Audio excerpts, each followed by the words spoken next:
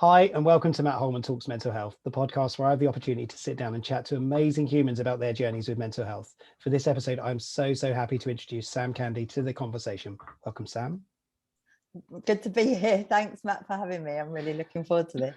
All right, no worries. So it's lovely to see you again, Sam. So thank you for participating in this and joining me for this conversation. As I always do, just a very brief introduction, how I know Sam and how we know each other. I'll let you do a proper introduction, Sam, let people know what you're about. So that'd be lovely. And Sam and I have known each other for quite a few years, actually. We both come from a background in the travel industry. For anybody out there from the travel sector, you may recognize us, mostly from events and functions, conferences that we might have been attending, but it's lovely to see you, Sam, and I know this is a conversation that is going to be so incredible for other people to hear as well. So I'll get straight to you introducing yourself, if that's okay, and then we'll get to the bigger conversation very shortly. So welcome, Sam. Do your introduction. Thank you, Matt. And hi, everyone. I'm Sam Cande, and I am CEO of Responsible Futures. We are a sustainability and social responsibility consultancy and also produce webinars and podcasts. Podcast is Sustain Talks, where we had Matt with us for one of our podcasts and most listened to on my podcast, and also do webinars where we talk about things like mental health and the environment and workplace situations and community and charity and everything that comes under CSR and the environment. And it's been an interesting year, but I'm very lucky to work now in a job that I love, and I love talking about anything that I think is going to help people and do good. Oh, I love that. And I love the fact that you're doing something, you're following your passion and you're really investing in this whole conversation around sustainability. So anybody out there, please do go and check out Sam's work. I'll say it early, so please do go and check out the work that she's doing, because it is incredible. When you're bringing together some amazing communities in those conversations as well, of, many people attending those sessions. So please, everybody out there, go and check out the work Sam's doing. So that's the biggest plug I can ever give anybody. Thank you. So I hope you're all right with that, Sam. But we are also here, we're going to have a conversation about a very serious topic, and and this is something that we are going to go into some conversations that might be challenging for some people to listen. So I do want to just throw that out there early for people. Please do take care of yourself in these conversations, and hearing us talking about some some challenging experiences. So please take care of yourself. If you need a break, take a break, step away, and so on. Sam, so I'm going to ask you the big question I always ask to my guests when they come on this.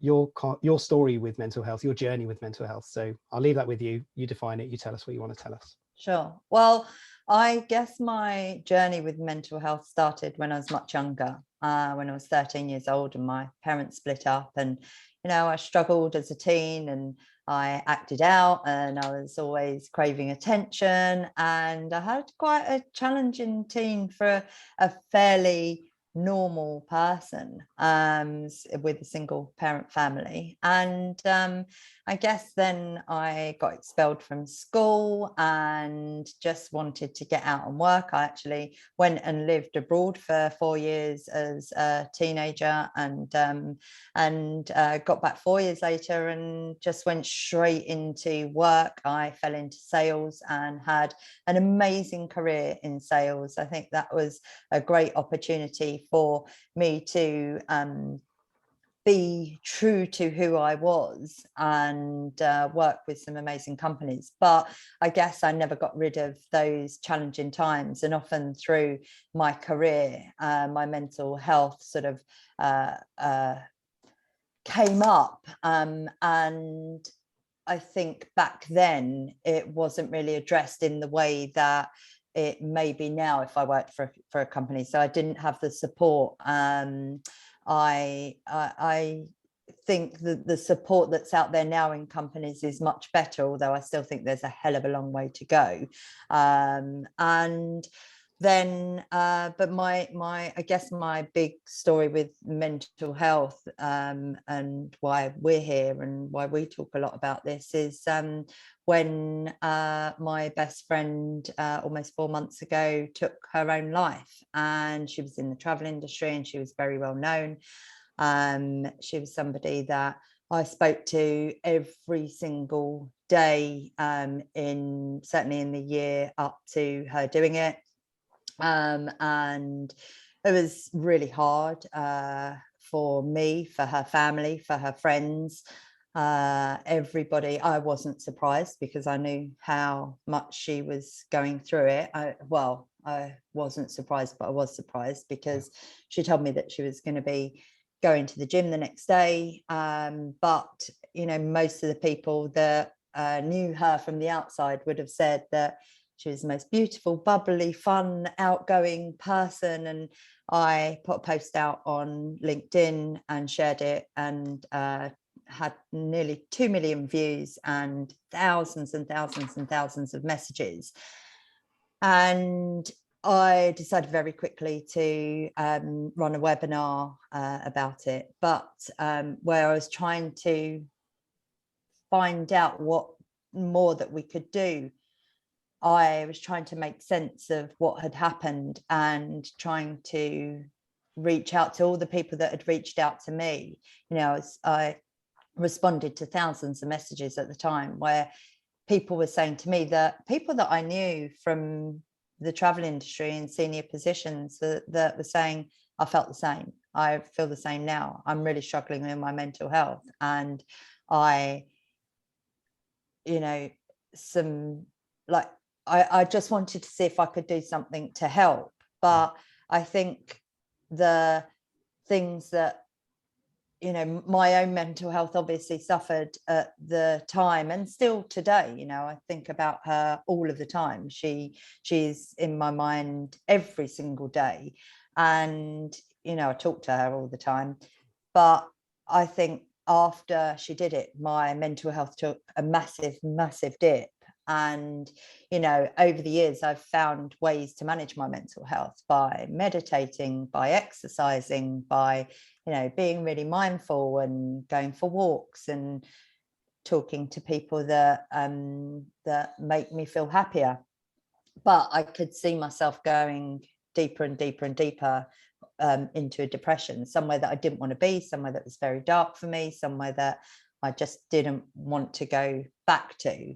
And I fought hard. I was listening to podcasts and I was reading books, and I just got to the point where I was a bit sick of myself being miserable. And, you know, people would phone me and say, I'm just checking in, I hope you're okay.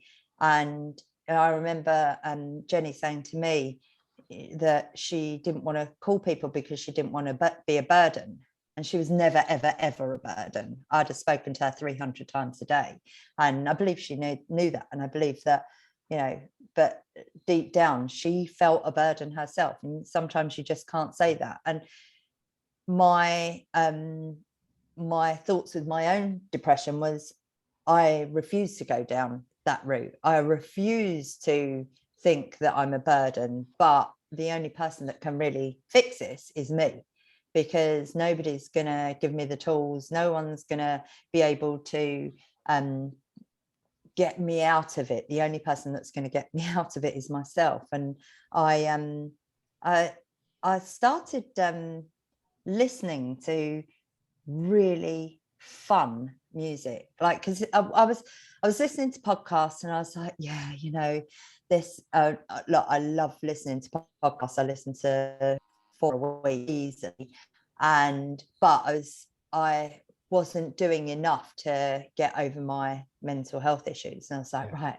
so every morning I'd wake up and I'd put together a playlist of like really fun tunes. And I'd get up in the morning and I'd put those fun tunes on. They're tunes that, you know, you cannot not be happy to. Right. And I started listening to those fun tunes and started dancing around the house. And I started like just finding a little bit of a way back. And I thought, this is, you know, I need to keep fighting. I need to get my happiness back and find myself again. And I am devastated about Jenni, and I will always be devastated about her. And I will always want to talk about mental health and about how people are feeling and those around you and what you can do to support those around you. And of course, you know, I've been through it with somebody close to me, but I still look for those signs in people and still reach out to people if I think that they're having a hard time, as you know. But yeah, so that's been a hell of a journey, really. It sure has. And and thank you so much for sharing that experience and where you've been on that journey, Sam. And I know on behalf of everybody listening, it's not an easy conversation, although the more we talk about these things, the easier we can learn to work with them, accept them, and move through them. And it's never going to change what's happened. Nothing's going to ever change that outcome, is it? But it is about trying to engage earlier. I hope you don't mind me sharing something in terms of a conversation we had, because we had a conversation very soon after Jenny passed away, sadly. And I always remember something you told me, which was, if only she could have seen the reaction, if only she could have seen how people reacted after she gone. And I'm sorry to bring that into the conversation. I know it's really difficult to talk about, and I remember that it sticks with me because it's such a powerful comment that you made. And for anybody that is listening, Sam, I know you are upset with this thought as well, but it was such a lovely, and I think it was such a true sentiment as well, wasn't it? There was all honesty involved in that, and and it isn't easy to talk about. But do you want to say anything about that? Because it just sat with me. No, that's, and look, I said to you before, I'm going to get upset, and it's fine that I'm upset. It is, absolutely. I'm surprised it's taken this long, but right. I think, like, I watched a film that somebody had made about a similar situation where somebody had attempted to take their own life, and they were showing that person like all the things they could do, and I was like, if only she saw the messages, if only she saw the response, if only she saw the people that turned up from all over the country for her funeral, that all wore yellow in response to her and her love for bees. And if she realized how much she hurt people and how much she changed people's lives, some not for the good, some for the good, but she was a massive part of my life, and she was that go-to person. I know I was a go-to person for her, but she was my go-to person, and I miss having that go-to person that I can call every day and speak to every day. And it's I wish she realized. And I think if people that are thinking about that, or if they're not feeling themselves, like, think about the people around you and how much they love you. And even if you don't love yourself and you're finding it hard to find a way to love yourself, people love you, and a hell of a lot of people. And sometimes you think that they don't. And our minds play the most ridiculous tricks with us, and I realize that. And sometimes, like, I'll say something to someone and they'll respond, and I'll be like, that person doesn't like me, and I don't think they think much of me, and I'm feeling really like self-conscious about them, and maybe I should have said something different, or did I say something wrong, and I bet they're never going to call me again, or I bet they're not going to reach out again.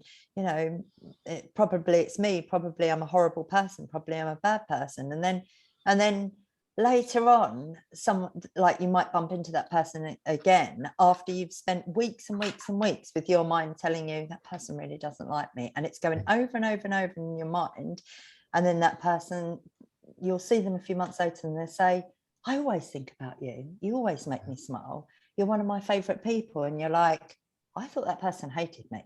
And that's just our minds thinking that we have the issues with us. It's not what people actually think.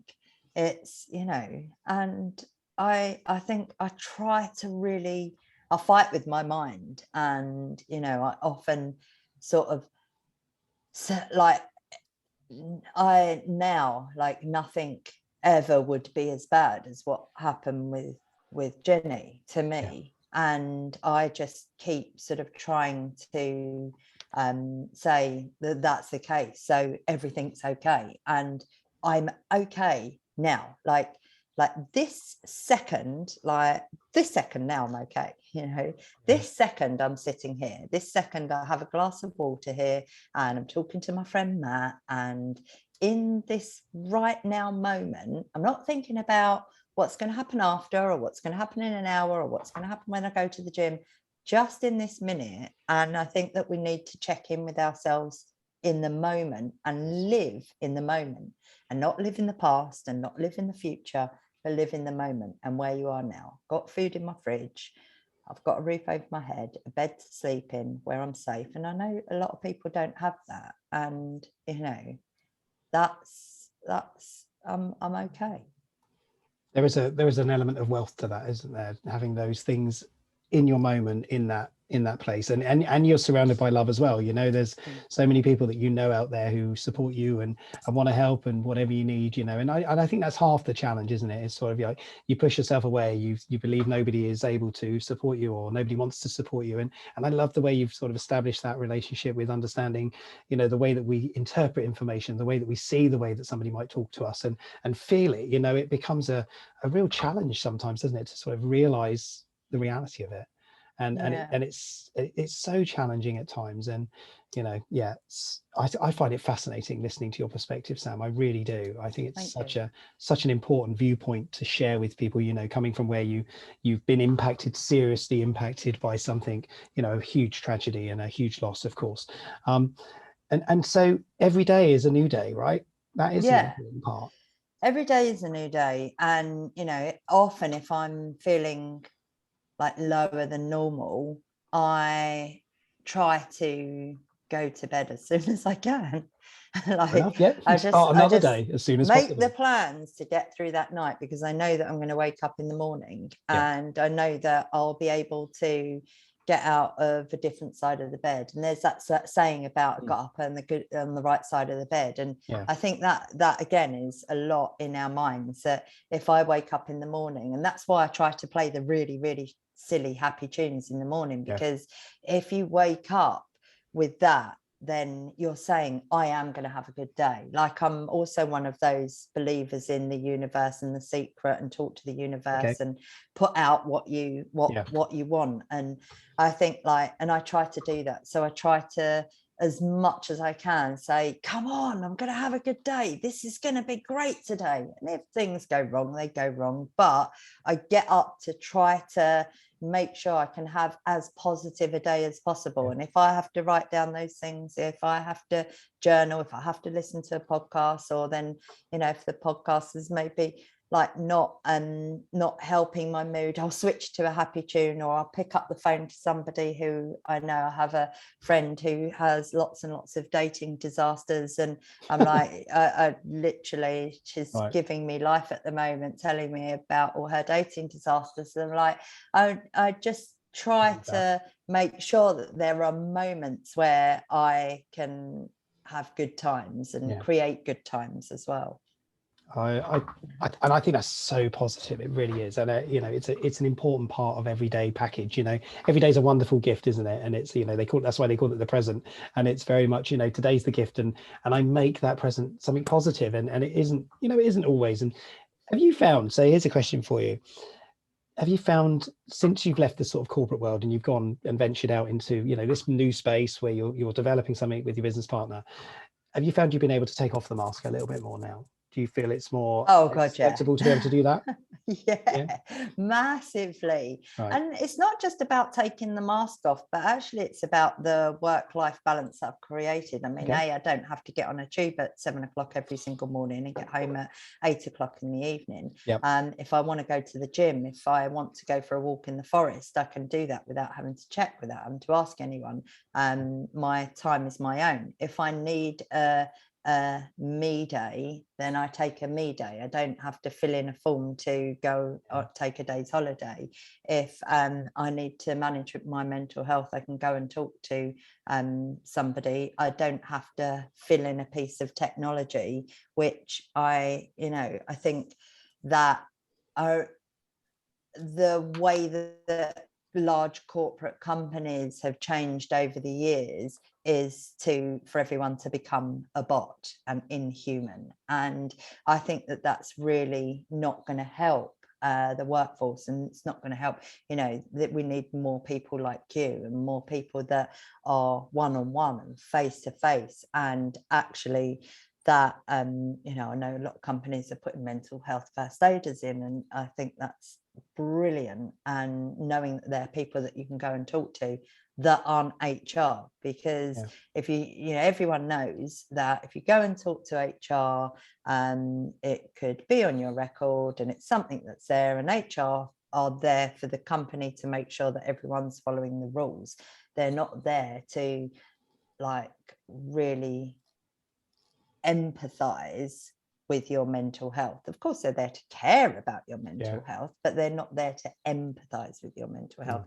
And I think that that's important. And all of these companies, that the company that Jenni worked for had a bot, and they have you can go and speak to, you've got 5 free sessions a year, and if you want to speak to HR, go on the bot. There's no human, you don't speak to anyone.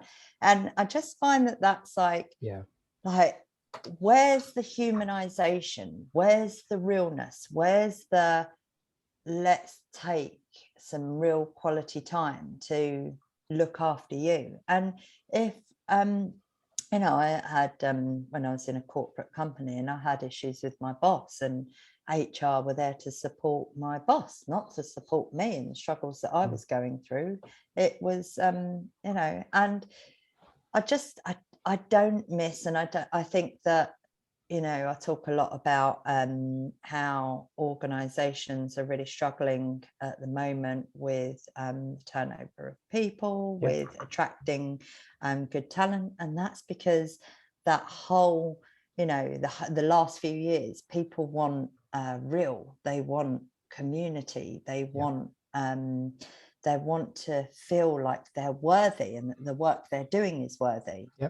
They're not just doing it for a paycheck.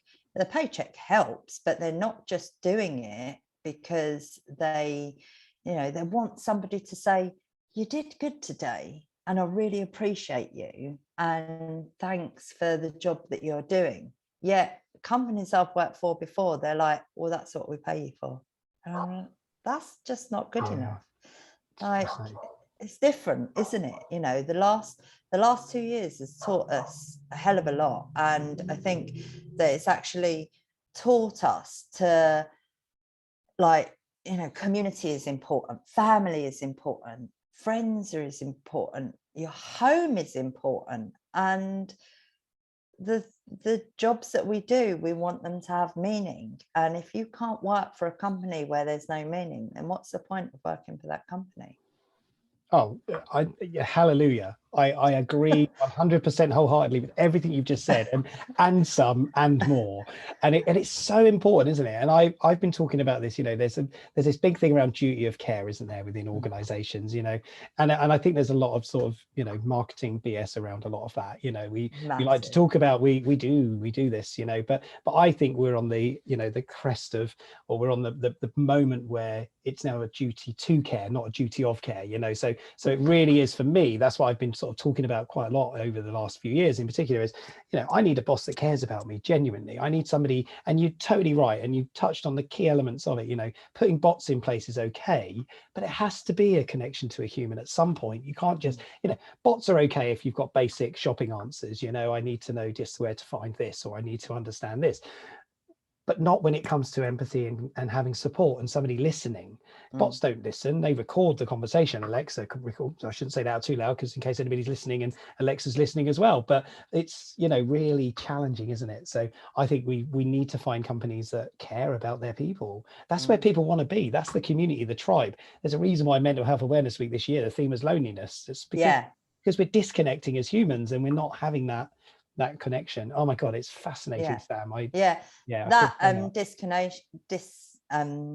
disconnection, you know, I, like, my phone sits by my side, I'm sure your phone sits by your side, like sometimes I really just want to walk away from my phone and have it too close by me. I try to have social media breaks, and when I can, I try not to scroll all the time. It's so damaging to your health, because you're always looking, like, naturally you're always looking at what other people have, and that sort of connection. That's why I like to go outside, and I love going on forest walks, and I always try to take somebody with me, or I go on my own, and I just enjoy being in with the trees. But it's that connection, and being outside and being with people, and being, when I go out for a meal with someone, I put my phone in my bag, and when people have their phone on the table and they're checking it every 2 minutes, and I'm like, God, that's so rude. Like, look at me and have a conversation. That's why I love podcasts so much, because or we're meetings in the moment. where you're in the moment and you speak to people and you're really having a conversation. But we need to get more in the moment. Well, I think these opportunities to sit down and talk about things become so powerful then, don't they? Which is why, I love doing these conversations, because, and I know you do, I know you enjoy the same with your Sustain talks, because it is real people talking about their own personal perspectives, and it's so valuable in terms of helping us to learn. I can learn through reading stuff, but I prefer to talk to people and hear it from the streets, the reality of what it's all about. Sam, we're not far from the end of this recording. It's bizarre, isn't it? It's just sort of flown past. That's what happens when you're so engaged in a conversation, right? I'm going to throw it over to you for your sort of final thoughts very soon. But this is such a powerful conversation. There is so much we could go into around sort of what's happened, the experiences that you've been through, the challenges, and so on.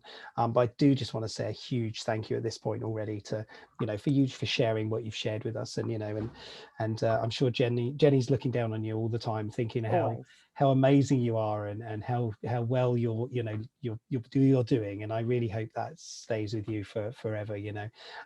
So final thoughts from you, and then I do have one big question, and you may know what the question might be, but I do have one big question coming up in a bit, for anybody that's listening.